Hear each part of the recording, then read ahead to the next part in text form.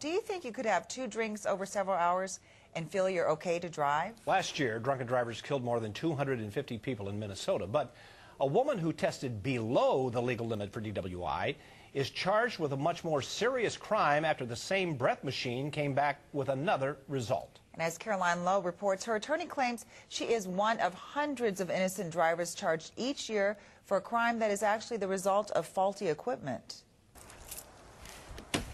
Living in rural Hennepin County, Kathy Winters would have a tough time getting around if she couldn't drive. To get your license taken away basically takes away your life. It takes away everything. She juggles 3 jobs when she's not breeding dogs or riding her horse.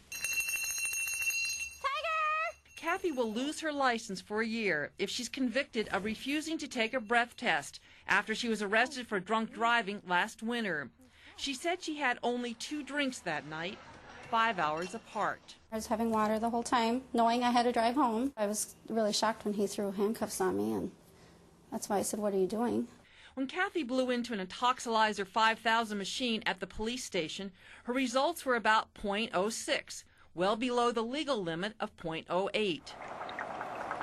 But the machine also reported her samples were deficient.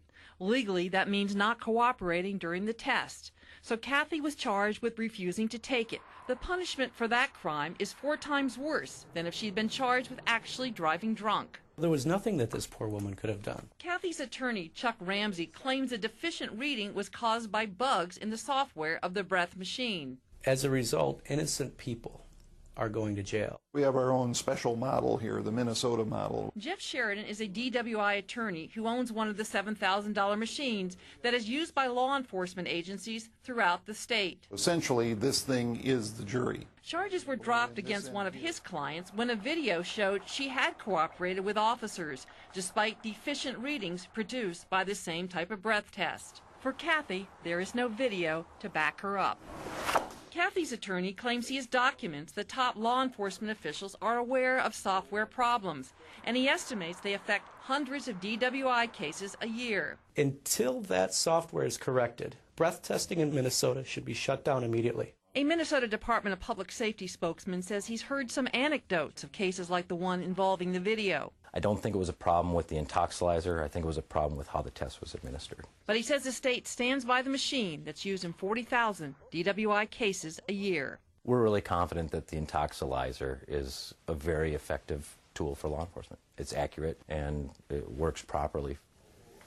Police and defense attorneys told Caroline you should never refuse to take a DWI test. Attorneys also recommend paying for a blood test if you think the machine was inaccurate.